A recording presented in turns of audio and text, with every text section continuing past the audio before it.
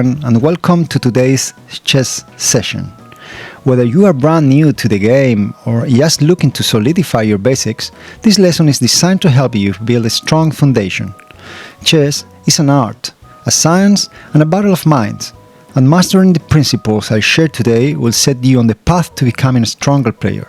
So grab a cup of coffee, a soda, or wherever you prefer, set up your chessboard, and let's dive into the timeless principle of chess. Okay, let's start with the opening principles. The opening is like laying the foundation of a house. If it's solid, the rest of the game becomes easier. Here are the golden rules of the opening. First of all, control the center. Aim to control the central squares, which are e4, e5, d4 and d5. This is very important to control these four squares, which are called small center. And why it's so important to control them? Because the center is the most active part of the board, and controlling it allows your pieces to move freely. And they could control more squares on the chessboard, and they will be more active. For example, moves like e4 or d4 are excellent opening moves, and there are a lot of openings that starts with these movements. The second step is to develop your pieces. Get your knights and bishops out early. For example, control the center, as I told you before, and then we develop this knight, for example, in this square. Blacks get off the knight, b3, g6, bishop, with the idea to develop this piece and bishop. This is a good develop of the pieces, the minor pieces.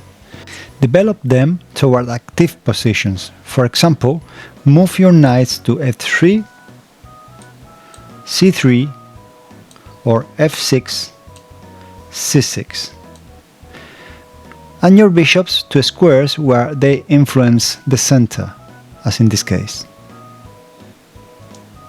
The third main principle in chess openings is the king safety. And how can you keep your king safety? Castling early. Bear in mind that your king is the most important piece on the chessboard, so protect it by castling early. Castling not only safeguards your king, but also connects your rooks, setting them up for action in the middle game. For example, in this position, I'll show you we can develop this bishop, for example, d6, and here we can already castle. We are keeping our king in safety. Black can do the same in this move. It's very important, this rule. Okay, the next two main principles in the chess openings are the next. Fourth, avoid moving the same piece twice in the opening. And fifth, don't bring the queen out too early. I'll use the Scandinavian opening to explain you both principles. Let's change our chessboard. In the Scandinavian defense, we start with e4, black moves d5, very aggressive. We take, they take, and we can start putting pressure on the queen. So they must move the queen again for the second time, which is not a principle in the chess openings. Black has three options: d8, d6 or a5. But if, for example, they move to a5, we can continue putting pressure on the queen. They develop their knight and we develop our bishop, following the principles in the openings. They can continue with c6, and here we can put our knight in a best square, controlling more squares in the center and at the same time with the tactic, because we are putting pressure on the queen that needs to move again for the third time in the opening.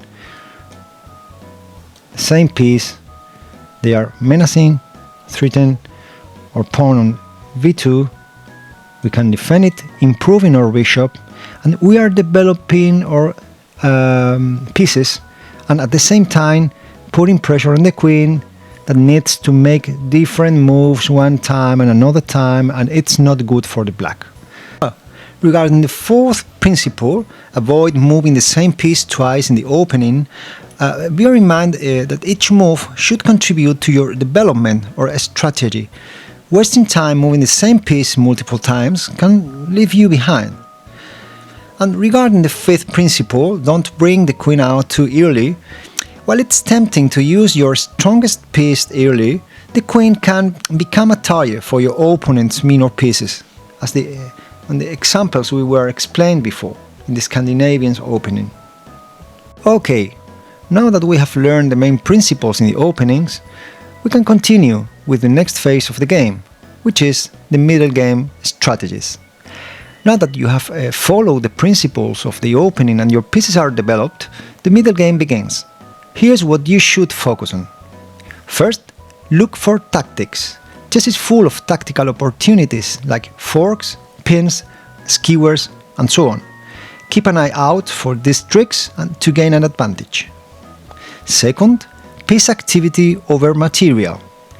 Active pieces are often more valuable than having an extra pawn or two. If you can dominate the board with your activity, you are in a strong position. Third, plan your moves. Don't just move randomly. Always ask yourself the next questions. What is my opponent's plan? What weaknesses exist in their position? How can I improve my position further? Let me show you some positions.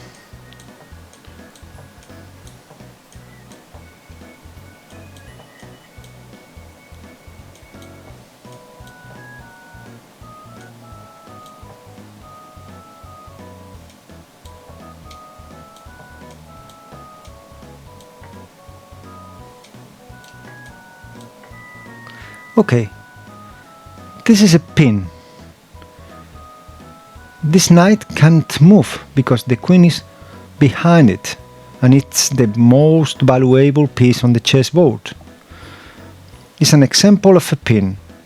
For example, if we now move our knight to this square, we are menacing this knight because it's been attacking by three pieces, our knight, our bishop, and our queen, and it's been defended by only two pieces. So it's very dangerous for black. So now let's see an example of a fork. Imagine that in this position they defend the knight with moving their pawn to c5. Okay? What happens now? We have another tactic here. It's a fork. We are menacing two pieces at the same time, and we are winning material when they move the king. We take the rook. This is an example of a fork. It's another important tactic in chess. Okay, and what's the difference between a pin and a skewer? Okay, let me change the position. Okay, imagine that it's another game completely different, just to explain you the difference between a pin and a skewer. Okay, we put the queen here. Okay, this is a skewer. When the most valuable piece is in front of a less valuable piece, we have a skewer. It's the difference with pin is that in the pin is just the opposite. Okay, we have the less valuable piece in front of the most valuable piece.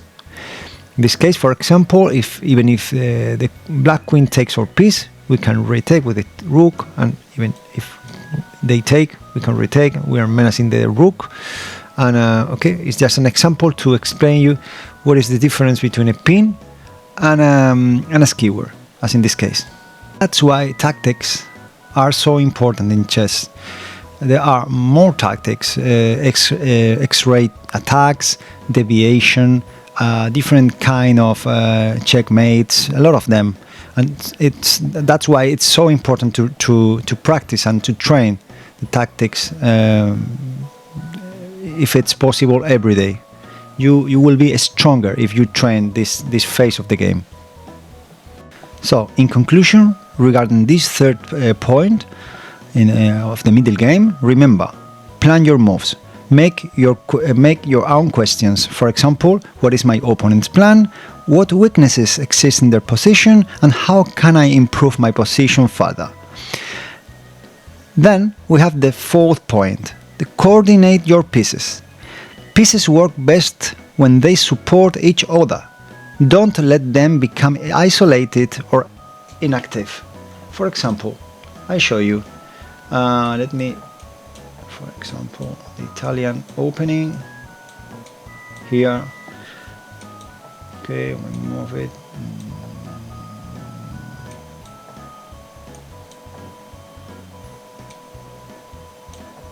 Okay, imagine that they move something very silly.